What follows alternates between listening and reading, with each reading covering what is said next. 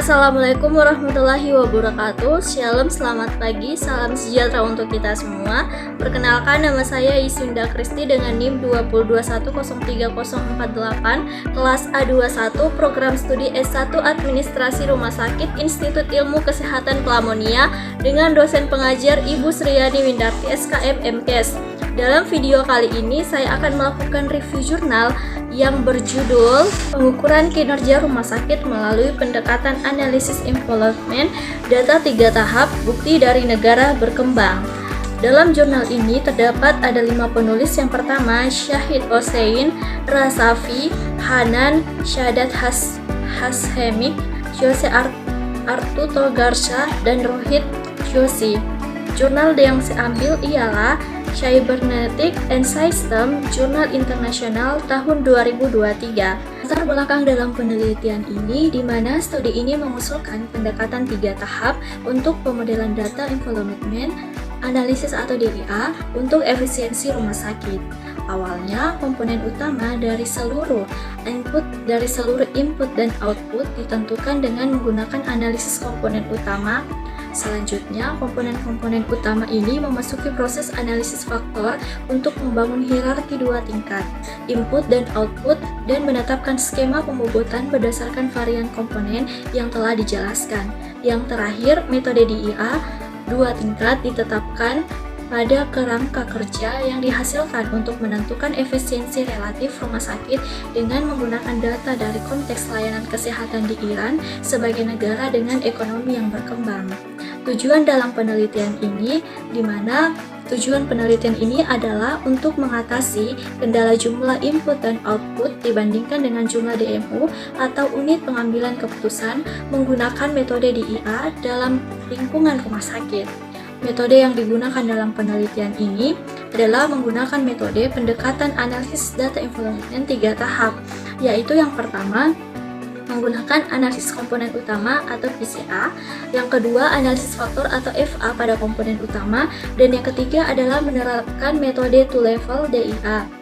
Dalam penelitian ini terdapat hasil penelitian, yaitu di mana pada penelitian ini menggunakan pendekatan 3 tahap hibrid yang terdiri dari PCI, FA, dan TLDIA yang dikembangkan dan diterapkan di 11 rumah sakit umum di Iran. Yang pertama, menggunakan analisis komponen utama untuk mengekstraksi komponen utama dari masukan dan keluaran sehingga mengurangi jumlah masukan dan keluaran, serta keterkaitannya dapat membangun sebuah hierarki input dan output dengan menerapkan faktor analisis pada komponen utama, menerapkan metode two level DIA pada hierarki input dan output, tidak untuk mengevaluasi kinerja DMU.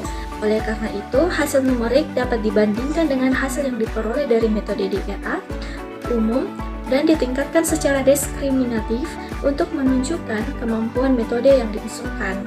Nah, di sini ada hasil penelitian di tahap pertama. Tahap pertama, analisis komponen utama.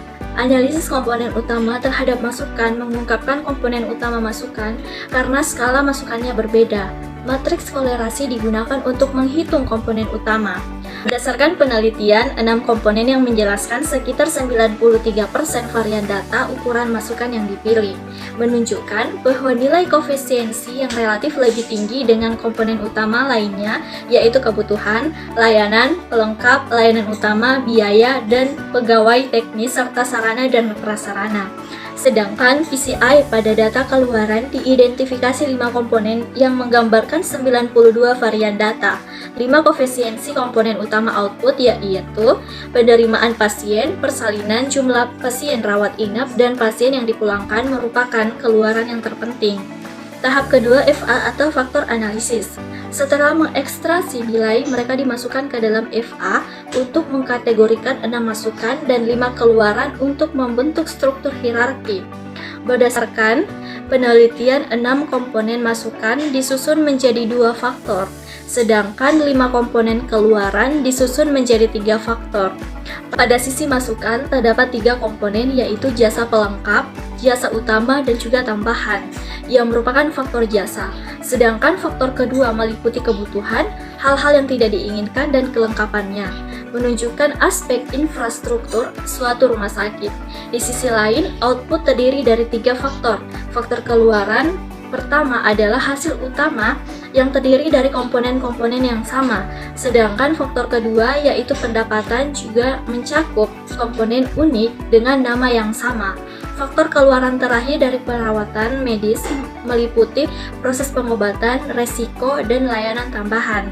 Tahap ketiga dengan metode TLDIA, keuntungan utama di balik TLDIA adalah mengklasifikasikan dan mengurutkan masukan dan keluaran serta memberikan bobot pada kelompok di tingkat yang rendah. Dalam penelitian ini, bobot-bobot tersebut diambil dari kontribusi masing-masing komponen dalam menggambarkan total variabilitas data. Proporsi masing-masing komponen masukan dan juga output dinormalisasi dengan membaginya dengan jumlah total proporsi. Bobot ini ditunjukkan di atas pada penghubung komponen dan faktor terkaitnya dengan membandingkan skor efisiensi yang diperoleh dari 3 metodologi berbeda. Jelas bahwa metode DEI asli tidak menentukan adanya diskriminasi antara rumah sakit. Kesimpulan dari penelitian ini ialah, dalam penelitian ini, metodologi PCI, FA, dan TLDEA 3 tahap diusulkan dan diterapkan di sejumlah rumah sakit umum di Iran. Secara teoritis, motivasi penerapan metodologi ini adalah untuk meningkatkan daya diskriminasi metode DEI yang asli. Meskipun jumlah input dan output meningkat dalam metode DEI klasik, semakin banyak unit pengambilan keputusan yang tergolong efisiensi, sehingga akan mengurangi diskriminasi antar unit yang dievaluasi untuk mengatasi kekurangan DEI asli ini. Kombinasi metode statis, analisis komponen utama, dan analisis faktor diterapkan dalam konteks DEI 2 tingkat. Yang pertama, masukan dan keluaran asli digabungkan untuk membentuk sekumpulan komponen utama yang menjelaskan sebagian besar varian data. Selanjutnya, komponen-komponen utama yang terbentuk diterapkan dalam analisis faktor untuk membangun hierarki komponen-komponen utama menurut metodologi DEI 2 tingkat. Akhirnya, hierarki yang dibangun digunakan untuk membentuk serangkaian faktor tertimbang. Faktor-faktor ini kemudian digunakan dalam model DEA untuk menilai seperti yang ditunjukkan di rumah sakit yang dievaluasi. Metodologi PCI, FA, dan TLDEA meningkatkan diskriminasi dari 0% pada DEI awal menjadi 45%. Analisis lebih lanjut juga dilakukan untuk mengidentifikasi sumber inefisiensi. Studi ini mengilustrasikan bahwa hanya 4 dari 11 rumah sakit yang telah berkinerja secara efisiensi, sementara rumah sakit lainnya mengalami setidaknya 1 jenis inefisiensi teknis, campuran, atau skala. Adapun saran dalam penelitian ini adalah penulis dapat melakukan analisis yang lebih lanjut pada faktor-faktor tahap PCI, FA, dan TLDA yang dapat mempengaruhi kualitas pelayanan agar dapat meningkatkan kualitas pelayanan.